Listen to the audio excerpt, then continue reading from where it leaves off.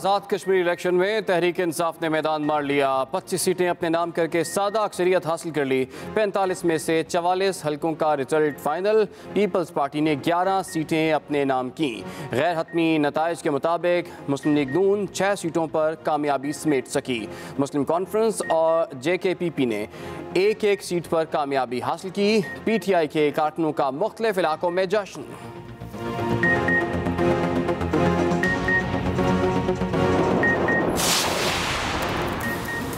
LA16 کے نتائج روک لیے گئے۔ Secretary election commission Azad Kashmir سردار غضنفر کے مطابق ریٹرننگ آفیسر مظفر آباد کی طرف سے دی جانے والی رپورٹ کی بنیاد پر نتائج کو روکا گیا ہے۔ 2 پولنگ اسٹیشن پر جھگڑے کے باعث پول شدہ بیلٹ پیپرز ضائع کر دیے گئے۔ 2 پولنگ اسٹیشن پر سرے سے پولنگ شروع ہی نہ ہو سکی، اس لیے نتائج جاری نہیں کیے گئے۔ مظفر آباد الیکشن 4 پولنگ اسٹیشن پر دوبارہ پولنگ کروانے کا فیصلہ آج کرے گا۔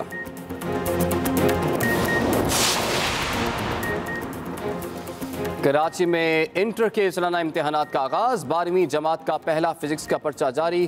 کامرس گروپ کا اکاؤنٹنگ کا پرچہ 2:30 بجے شروع ہوگا۔ رواں سال مجموعی طور پر 1,12,600 طلباء امتحان میں شریک ہوں گے۔ مجموعی طور پر 210 امتحانی مراکز قائم کیے گئے ہیں۔ امتحانات کے دوران نقل کی روک تھام کے لیے خصوصی انتظامات، 2 شکایت سیل قائم۔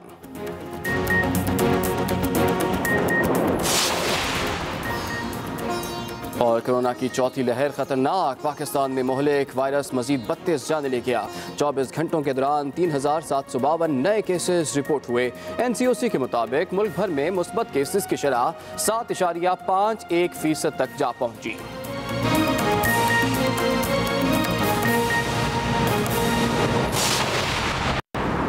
السلام علیکم، ایکسپریس نیوز کے ساتھ میں ہوں عمران ثناءاللہ۔ ہیڈ لائنز آپ نے ملاحظہ کی، فی الحال کے لیے اتنا ہی۔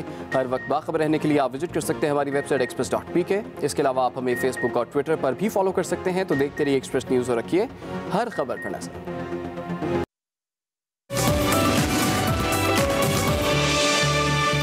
ایکسپریسو میں آپ کو ایک بار پھر سے خوش آمدید کہیں گے۔ شو کے دوسرے حصے میں آ چکے ہیں، دوسرا گھنٹہ شروع ہو چکا اور اب باری ہے۔ دوسرا گھنٹہ شروع ہو گیا؟ جی اوکے، ہمارے سیگمنٹ نکلے تیری تلاش میں کا وقت ہوا چاہتا ہے، جس پہ ہم آپ کو مختلف جو سفری تجربات ہیں مستنصر حسین تارڑ صاحب کے، ان کے بارے میں بتاتے ہیں۔ منطق الطیر جدید ان کی کتاب ہے، اس پہ بات ہو رہی ہے وقار احمد ملک صاحب کے ساتھ۔ دیکھتے ہیں آج کے نکلے تیری تلاش میں کیا۔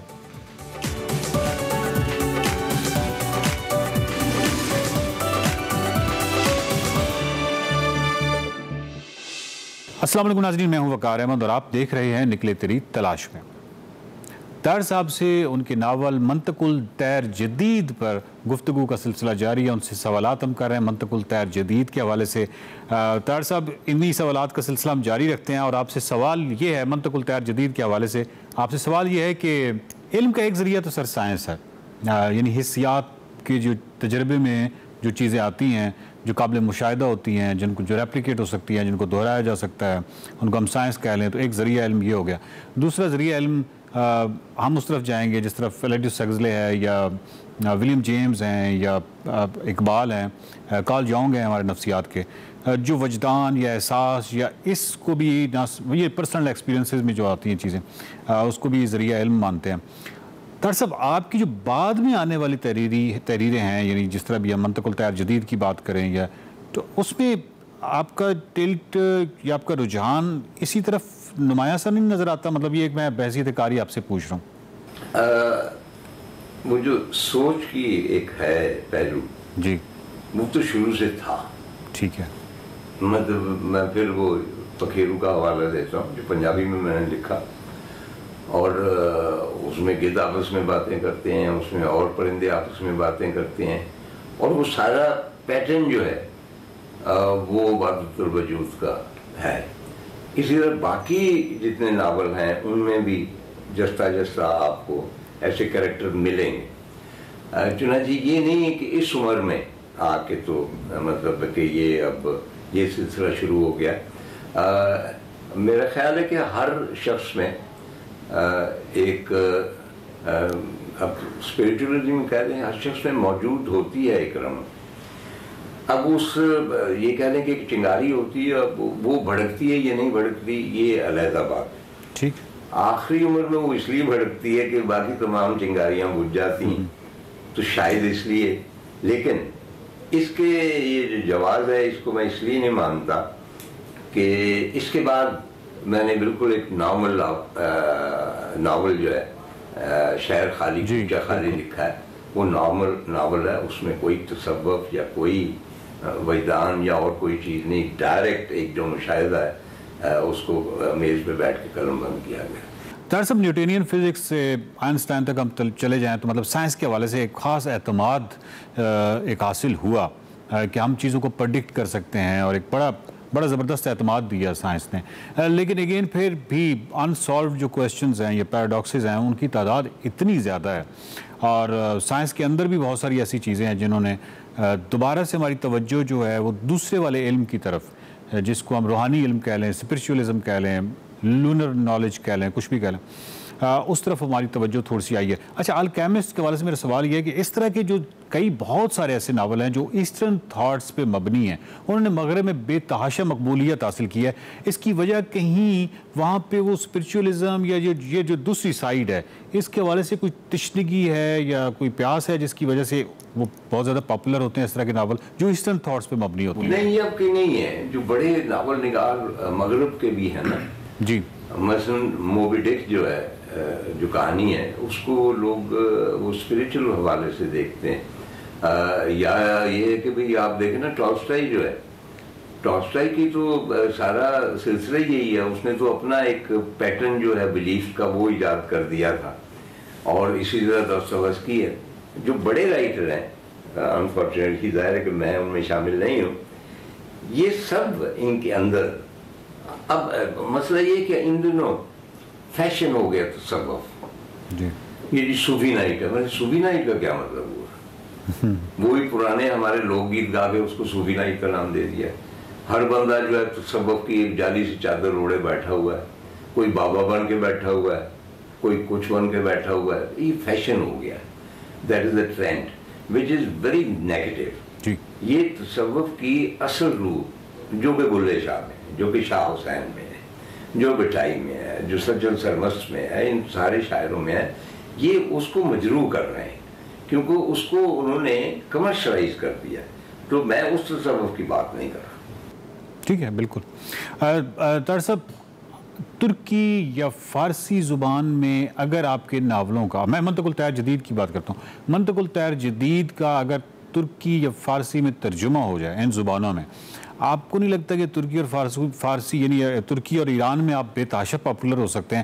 منطق الطیر جدید میں جن موضوعات پہ آپ نے بات کی ہے اس حوالے سے کہہ رہا ہوں. پچھلے دنوں ایکچولی کسی طرح ایک تہران یونیورسٹی کی ڈاکٹر خاتون ہے, سنسکرت میں شاید انہوں نے کیا, اور ہندوازم پہ کافی ان کی ریسرچ ہے, اور انڈیالوجی کی وہ ہیڈ آف ڈپارٹمنٹ ہے. اچھا, ان تک ایک ڈاکٹر سفیر ہیں اسلام آباد تک, انہوں نے, اور میں آپ کو بتا نہیں سکتا کہ ان پہ کیا اثر ہوا. مطلب ہے کہ انہوں نے پھر مجھ سے رابطہ کیا, تفصیل سے پوچھا کہ کس طرح آپ کو یہ خیال آیا کہ ان کا کہنا ہے کیونکہ وہاں مولانا روم کی نسبت ایران میں عطار کی جانب زیادہ مائل ہیں لوگ. ٹھیک ہے, اس کے مختلف ہیں وجوہات ہیں. تو وہ انہوں نے کہا کہ میں بلے شاہ اور سلطان باہو کے اوپر بھی ریسرچ کر رہی ہوں. ٹھیک ہے, کہ عطار کا جو انفلوئنس ہے ان کے اوپر. تو ان کا یہ کہنا ہے کہ ان کا کہ یہ ہمیں یہاں پہ بھی کسی کو یہ خیال نہیں آیا کہ اس نوعیت کا ناول لکھا جائے, اور وہ اس کی ایک فرہنگ بنا رہی. اب ان کا ارادہ تو ہے کہ ان کو فارسی میں کیا جائے, لیکن مسئلہ یہ ہے کہ میں جو کچھ لکھتا ہوں وہ مطلب سب کو قبول نہیں ہوتا, کسی نہ کسی کو اعتراض ہوتا ہے اس کے اوپر. تو اس لیے مجھے نہیں معلوم کہ وہاں پہ فارسی میں وہ ہوگا ٹرانسلیٹ, اور اس کو جو ہیں ایرانی لوگ وہ کس طرح قبول کرتے ہیں یا نہیں کرتے. لیکن یہ ہے کہ وہاں پہ تہران یونیورسٹی میں باقاعدہ اس پہ کام ہو رہا ہے, اور میرے باقی بلکہ انہوں نے منگوائے ناول, مثلا جو ہے खसो खाशाक ज़माने, उसका लास्ट चैप्टर टोटली अत्तार के परिंदों के हवाले से है, लेकिन वो जो है हीरो हीरोइन वो उन परिंदों का रूप धार जाते हैं और वो भी उन्हीं 7 वादियों से गुजरते हैं। नावल भी अत्तार के परिंदों के नाम है। इसी तरह ही और भी जो हैं मेरे कई नावल जो हैं उनमें ये परिंदों के हवाले आते हैं जी। बल्कि वो मतलब एक कैरेक्टर जो है वो परिंदा बन के तो गायब हो जाता है। तो वो आप जो कह रहे हैं ना कि स्पिरिचुअलिज्म वगैरह, अब मतलब वेस्ट में गार्सिया मार्केज और बाकी जितने भी हैं साउथ अमेरिकन, उनकी भी पॉपुलैरिटी की एक वजह है कि वो मिथ्स की तरफ गए जी। अपने आबाओ अजदाद की जो हम कहानियाँ सुनते हैं, जादुई जो है हकीकत पसंदी, बुनियादी तौर पे हमारी जितनी दास्तानें वो सारी जादुई हकीकत, क्योंकि मुझे किसी ने पूछा कि जी पखेरू में और परिंदे में ये जादुई हकीकत पसंदी है और आपने वहाँ से लिए, मैंने कहा मैंने उसको बाद में पढ़ा है गार्सिया को। ये जो मैंने दास्तानें अमीर हमजा और बाकी जो दास्तानें हैं वो पढ़ रखी हैं जिनमें एकदम कोई चीज़ अपील होती है, गायब हो जाती है, ये वहाँ से आया है। चुनाचे जो वहाँ की हकीकत पसंदी है जादुई मेडिकल रियलिज्म वो अलग है, हमारी अलग है, तो वो भी इसके बारे में लिख रहे हैं। दरअसल आपकी एक बहुत बड़ी और प्राइमरी और बुनियादी शनाख्त कहना चाहिए एक सयाह की भी है, एक टूरिस्ट की भी है। आपका ये जो नावल है मंतकुल तैर जदीद, इसमें हम देख रहे हैं कि वो परिंदे जो हैं वो उनको आप सयाह ही कह लें, यानी एक टूरिस्ट है। हमारे जितने सूफिया हैं वो सारे के सारे टूरिस्ट या एक सयाहत के हवाले से उन्होंने बहुत लंबे लंबे सफ़र किए। तो बहसियत सयाह आप बताइए, बहसियत टूरिस्ट आप बताइए कि जो टूर होता है या सयाहत होती है ये कितना हमारे नफ्सियात पे असर करती है, किस हद तक ये मुआविन साबित होती है और हमारी नफ्सियात के हवाले से, और कितना एक्सपोजर देती है? मैं महसूस करता हूँ ये मतलब है कि एक्सेप्शंस हैं, ये नहीं है कि, लेकिन आप देखेंगे कि जितने भी औलिया कराम थे वो बुनियादी तौर पर सब के सब आवारगर थे, एक जगह टिक के नहीं बैठे। आप उनकी हयात का मुतालिया करें कि वो कहाँ से निकलते हैं और कहाँ जाते हैं और किधर पहुँचते हैं। देखिए ना, मौलाना रूम जो है वो बल्ख से निकलते हैं, बल्ख में वो पैदा हुए और उसके बाद मतलब नीचे आते हैं, तबरेज़ वगैरह में आते हैं, उसके बाद दमिश्क भी जाते हैं, उसके बाद फाइनली तुर्की में कोनिया में जाके सेटल होते हैं। उसके अलावा भी वो बहुत सारे खित्तों में, इसी तरह आप किसी भी बड़े सूफी को ले लें, बाबा नानक को ले लें, बाबा नानक ने भी पूरा हिंदुस्तान भी घूमा, अरब वर्ल्ड में भी गए। किसी भी बड़े सूफी को आप ले लें, उसके अंदर एक मतलब जो आवारगी की हिस्सा होती है वो क्यों होती है?